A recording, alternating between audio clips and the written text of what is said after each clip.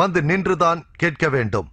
எழுத்து மூலமாக கேள்விகளை கேட்க விரும்புகிறவர்கள் அரங்கிற்குள் ஆங்காங்கே நிற்கும் தொண்டர்களிடமிருந்து காகிதங்களை பெற்று அதில் உங்கள் கேள்விகளை எழுதவும். நேரடியான கேள்வி முடிந்ததும் உங்களுக்கு பதில் வரும். ஆனால் மறக்காமல் யாருக்கு என்பதை பெயர் குறிப்பிடப்பட வேண்டும். Doctor William Campbell, doctor Zakir Naik என்று பெயர் குறிப்பிடப்பட்டுள்ள 2 பெட்டிகள் உங்கள் முன்பாக வைக்கப்பட்டுள்ளன. அவற்றில் கேள்விகளை போட வேண்டும். மீண்டும் நான் நினைவுபடுத்துகிறேன், அவற்றில் பேச்சாளர்களின் பெயரும் எழுதப்பட வேண்டும். பிறகு ஒருங்கிணைப்பாளர்கள் பெட்டிகளை குலுக்குவார்கள். அதில் இருக்கும் கேள்வியை பேச்சாளர்கள் ஒருவர் மாறி ஒருவர் எடுத்து ஒருங்கிணைப்பாளரிடம் கொடுப்பார்கள். அதற்கு பிறகு ஒருங்கிணைப்பாளர்கள் கேள்வியை சரிபார்த்து இது தலைப்பு சார்ந்ததுதான் என்பதை உறுதி செய்த பின்னரே கேள்வியாளர்களின் கேள்விக்கு பதில் சொல்ல பேச்சாளர்களை மைக் முன் அனுமதிப்பார்கள். அதனால் தலைப்பிற்குட்பட்ட கேள்வியை மட்டும்தான் எழுத வேண்டும். தயவு செய்து கேள்வி கேட்பவர்கள் தங்கள் பெயரையும் தொழிலையும் சொல்லுங்கள். ஒருவர் ஒரு கேள்வி கேட்க மட்டும் தான் அனுமதிக்கப்படும். பிறகு கேள்வி கேட்பவர்களின் முறை கடிகாரம் போல் சுற்றி வரும். முதல் கேள்வி மேடையின் இடது பக்கத்திலிருந்தும், 2வது வலது பக்கத்திலிருந்தும், 3வது கேள்வி எனக்கு இடது பின்னால் இருந்தும், 4வது கேள்வி எனது வலது பின்னால் இருந்தும் கேட்கலாம். இது தொடர்ச்சியாக வரும்.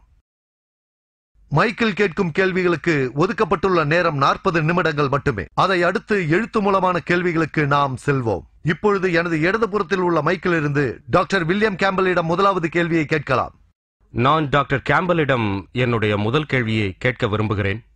ஆதியாகமத்தில் பிரளயத்தை பற்றி, அதாவது நோவா காலத்தில் நடந்த பிரளயத்தை பற்றி பேசும்போது ஒட்டுமொத்தமாக பூமியை மூழ்கடித்து விட்டதாகவும், எல்லா படைப்புகளும், எல்லா மலைகளும், மொத்தத்தில் எல்லாமே பூமியில் உள்ள மிகப்பெரிய மலையையும் மூழ்கடித்து விட்டதாக, அதாவது அந்த மலையின் மொத்த உயரம் 15 முழமாம்.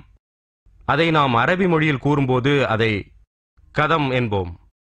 ஆக விஞ்ஞானபூர்வமாக மிக உயரமான மலையின் உயரம் வெறும் 15 முழம் அல்ல, அது அதைவிட மிக மிக அதிகம். எனவே ஆதியாகம கூற்றின்படி எப்படி அனைத்தும் தண்ணீரில் மூழ்கிவிட்டதாகவும் அதில் உயரமான மலை 15 முழம்தான் என்றும் ஆதியாகமம் சொல்கிறதே, அது எப்படி?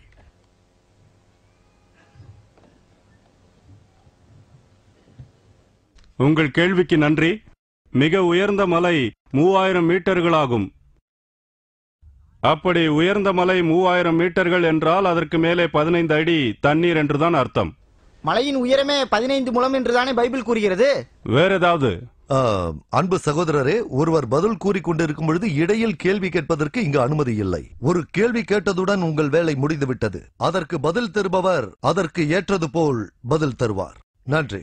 நான் குரானிலும் இதை பற்றி பார்த்தேன். அங்கேயும் கிட்டத்தட்ட இதே மாதிரிதான் இருக்கிறது. 11வது அத்தியாயம் 40வது வசனத்தில் பூமியின் நீர் ஊற்றுகள் பீரிட்டு பொங்கி வழிந்தன, மலைகளைப் போல அலைகளும் உண்டாயின.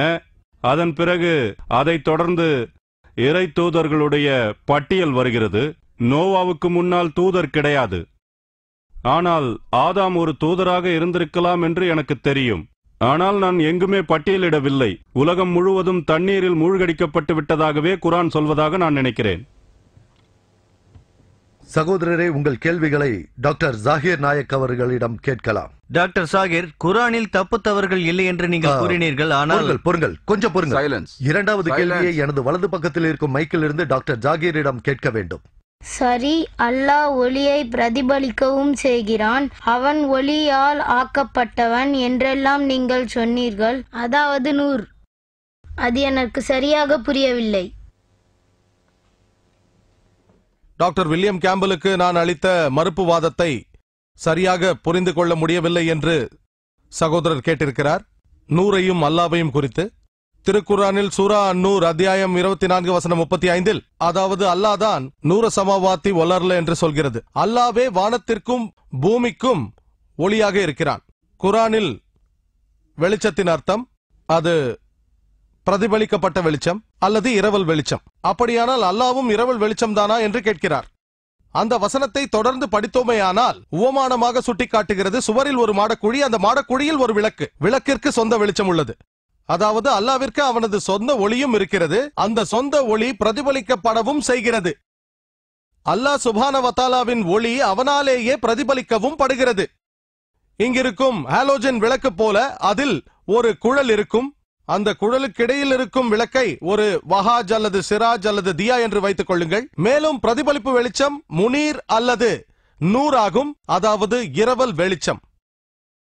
மேலும் இந்த வெளிச்சத்தின் தன்மை நீங்கள் நினைத்துக் கொண்டிருப்பது போல பௌதீக ரீதியானது அல்ல.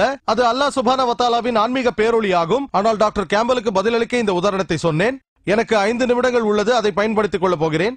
டாக்டர் வில்லியம் கேம்பல் நோவா அலைஹி வஸல்லம் பற்றி பேசினார். நான் பைபிளின் மீது உடன்பாட்டு அணுகுமுறையையும் குரானின் மீது முரண்பாட்டு அணுகுமுறையையும் பிரயோகிப்பவன். எப்படி சோதித்தாலும் அல்ஹம்துலில்லாஹ் குரான் சோதனையில் வெற்றி பெறும். ஒருவேளை டாக்டர் கேம்பலின் கருத்து உண்மை என்று நான் ஏற்றுக்கொள்கிறேன், அது சரிதான். மிக உயரமான மலைக்கு மேல் 15 அடி உயரம் என்றே வைத்துக் கொள்வோம். ஆனால் ஆதியாகமம் அதிகாரம் 7 வசனம் 19 20 சொல்லப்பட்டுள்ளது, முழு உலகமும் நீருக்கடியில் மூழ்கிவிட்டது என்கிறது.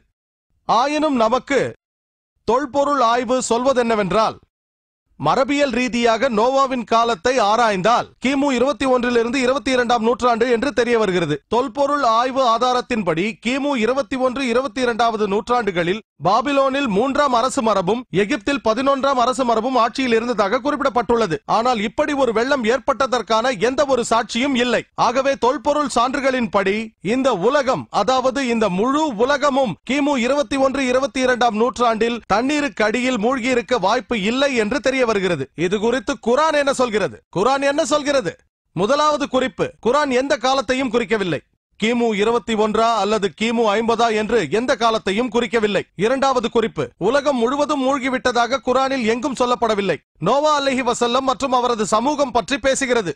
ஒரு சிறு கூட்டமாக இருந்திருக்கலாம், பெரிய கூட்டமாகவும் இருந்திருக்கலாம். தொல்பொருள் ஆராய்ச்சி நமக்கு இன்று சொல்கிறது, ஆராய்ச்சியாளர்களும் சொல்கிறார்கள், உலகத்தின் ஒரு சில பகுதிகள் நீருக்கடியில் மூழ்கி இருந்திருக்கலாம், அதில் பிரச்சனை இல்லை என்கிறார்கள். மொத்த உலகமும் மூழ்க வாய்ப்பே இல்லை. ஆகவே அல்ஹம்துலில்லாஹ் குரான் நவீன தொல்பொருள் ஆராய்ச்சியோடு உடன்படுகிறது, பைபிள் முரண்படுகிறது. மேலும் ஆதியாகமம் அதிகாரம் 6 வசனங்கள் 15 16 படித்தால், எல்லாம் வல்ல இறைவன் நோவா அலைஹி வஸல்லமிடம் கப்பலை கட்டும்படி சொல்கிறார். அதன் நீளம் 30 முழம் நீளம், 50 முழ அகலம், மேலும் 30 முழ உயரம். முழம் என்பது 1.5 அடியாகும். சகோதரர் தவறாக சொல்லிவிட்டார், 1.5 அடியாகும். நியூ இன்டர்நேஷனல் வெர்ஷன் சொல்கிறது 450 அடி நீளம், மேலும் 75 அடி அகலம், அதோடு ஏறக்குறைய 45 அடி உயரம், அதாவது 30 முழம். நான் கணக்கு போட்டு பார்த்தேன். இதை அளந்து பார்த்தால் 1,50,000 கனசதுர அடிக்கும் குறைவாகவே வருகிறது. பரப்பளவு 33,750 சதுர அடியாகும். 3 அடுக்குகள் இருந்ததாக பைபிள் சொல்கிறது. தரைத்தளம், 1ஆம் மாடி, 2ஆம் மாடி. பரப்பளவை 3ஆல் பெருக்கினால் 1,01,250 சதுர அடி ஆகும். இதுதான் பரப்பளவு. கற்பனை செய்யுங்கள், உலகில் உள்ள எல்லா ஜீவராசிகளின் ஒரு ஜோடியை உள்ளடக்க எவ்வளவு இடம் தேவைப்பட்டது? 1,01,250 சதுரடி. கற்பனை செய்யுங்கள், இது சாத்தியமா? உலகத்தில் லட்சக்கணக்கான உயிரினங்கள் உள்ளது. இப்போது நான் இந்த அரங்கத்திற்கு 10 லட்சம் பேர் வந்தார்கள் என்று நான் சொன்னால் நம்புவீர்களா? எனக்கு நினைவுள்ளது, சென்ற ஆண்டு கேரளாவில் சொற்பொழிவாற்றினேன். அங்கு 10 லட்சம் பேர் இருந்தார்கள். அல்லாவின் கருணையால் அதுதான் நான் கலந்து கொண்ட பெரிய கூட்டம். 10 லட்சம் பேர் என்னால் கடைசி வரை பார்க்க முடியவில்லை. அது ஒரு அரங்கம் அல்ல, அது ஒரு கடற்கரை. என்னால் யாரையும் பார்க்க முடியவில்லை. முன்னால் இருந்த சிலரை மட்டுமே பார்க்க முடிந்தது. 10 லட்சத்தில் ஒரு சிலரை மட்டுமே பார்க்க முடிந்தது. 10 லட்சம் என்றால் எவ்வளவு பெரியது என்று வீடியோ கேசட்டை பார்த்தால் தெரியும். அரஃபாவை போல அங்கு 25 லட்சம் பேர் கூடியிருப்பார்கள். ஆனால் வெறும் 1,01,250 சதுர அடியில் அல்லது 1,50,000 முழ நீள பரப்பளவில் வாய்ப்பே இல்லை. அதற்கு மேலாக 40 நாட்கள் தங்கினார்களாம், உண்டார்களாம், மலஜலங்கள் கழித்தார்களாம். இந்த அரங்கத்தில் 10 லட்சம் பேர் வந்தார்கள் என்றால் நம்புவீர்களா? ஆகவே இது விஞ்ஞான முரண்பாடு. விஞ்ஞானத்தோடு அடியோடு முரண்படுகின்ற பல விஷயங்கள் பைபிளில் உண்டு. அடுத்த கேள்வியை பின்னால் இருக்கும் மைக்கிலிருந்து டாக்டர் கேம்பலிடம் கேட்க வேண்டும். டாக்டர் சாகிர், குரானில் தப்பு தவறுகள் இல்லை என்று தயவு செஞ்சு மன்னிக்கணும். இந்த கேள்வியானது டாக்டர் கேம்பலுக்கு. சரி, உங்க வாய்ப்புக்கு அடுத்து காத்திருக்கிறோம். சகோதரர் டாக்டர் கேம்பலிடம் தான் கேட்க வேண்டும். எஸ், இது ஒரு கேள்வி மட்டுமல்ல, இது ஒரு பரிசோதனையும் கூட. டாக்டர் வில்லியம் கேம்பலுக்கு, நீங்கள் ஏன் உங்களை பரிசோதித்து பார்க்க கூடாது? அதாவது பைபிளில் சொல்லியபடி மார்க் 16ஆம் அதிகாரம் 17 மற்றும் 18ஆம் வசனங்களில் உள்ளபடி நீங்கள் ஓர் உண்மையான கிறிஸ்துவ விசுவாசி என்பதை மக்கள் மன்றத்தில் இப்பொழுதே நீங்கள் நிரூபித்து காட்டுங்கள்.